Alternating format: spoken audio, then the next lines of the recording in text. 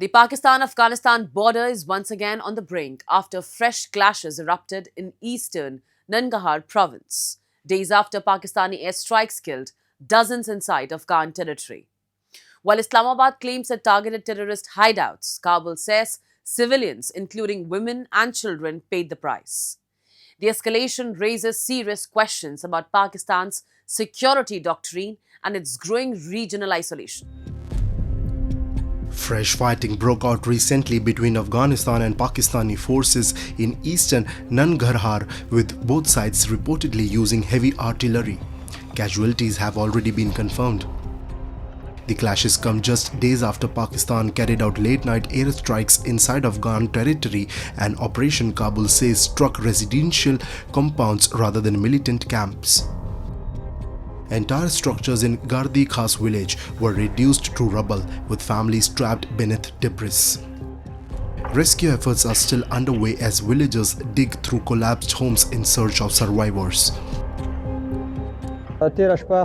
د ننګرهار ولایت بیسود ولسوالۍ اړوند ګردي کس سیمه کې د شپې 12 بجې د پنجابي دښمن جټ تیارو بمباران کړی دی او په نتیجه کې زموږ عام ولس زنانه ماشومان سپینګیري په ډېره بېرحمۍ سره د شپې په ناوخته په دې روژه کې شهیدان کړي دي او دې سره یو لوی جنایت تر سره شوی دی. دا د شپې 12 بجې چې کله تیاره راله وګرځېدله موږ ویلې که زلزله د غون خلک کورونه کوټونه بار راووته د هغې نه وروسته بمبار یې وکړو. بیا چې موږ دې کور ته رالو دې کور کې یو کس ژوندی پاتې و، نور 2-3 کسان یې نور هم ایستلي خپل، باقي چې 17 کسان غون شهیدان شوي. Taliban officials have condemned the strikes as a blatant violation of Afghan sovereignty. We have consistently sought to resolve issues through dialogue, but unfortunately similar incidents continue to occur. The Islamic Emirate of Afghanistan will not remain silent in response to such actions and will address them at an appropriate time and in a measured manner. Islamabad insists the operation was intelligence-based selective targeting of 7 terrorist hideouts belonging to the Tehreek-e-Taliban Pakistan and the Islamic State Khorasan province. Pakistani authorities claim the strikes were retaliation for recent suicide attacks, including the bombing of a mosque in Islamabad and an assault in Bannu that killed security personnel.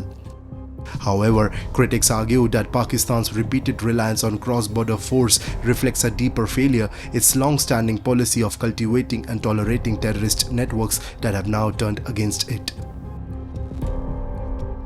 Pakistan and Afghanistan have been having a running, feud over their borders for quite some time. Of course, historically always, right?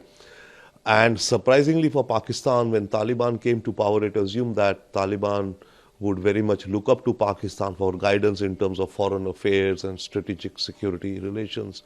Taliban clearly did not want that. And there are differences. One. Secondly, yes, Pakistan is facing, radicalism, of course, and terrorism inside its own territory, especially on the Afghan border, Afghan-Pakistan border. For years, Islamabad has accused Kabul of harboring terrorists, but the Taliban administration has consistently denied allowing Afghan soil to be used for attacks inside Pakistan. The latest strikes come despite recent diplomatic gestures, including the Saudi-mediated release of 3 Pakistani soldiers by Kabul. Instead of de-escalation, the region has witnessed renewed artillery exchanges and rising civilian casualties. Kabul has vowed a major but firm response, warning it will not remain silent in the face of what it calls aggression. Security analysts note that since the Taliban's return to power in 2021, Pakistan's western border has become increasingly unstable. Militant ambushes, suicide bombings, and cross-border shelling have intensified, exposing Islamabad's internal security vulnerabilities. Funerals for police officers killed in recent militant attacks in northwest Pakistan further underscore the deteriorating security environment. The porous frontier, long shaped by Islamabad's strategic depth doctrine, now appears to be a blowback zone where militant groups once seen as assets have evolved into liabilities.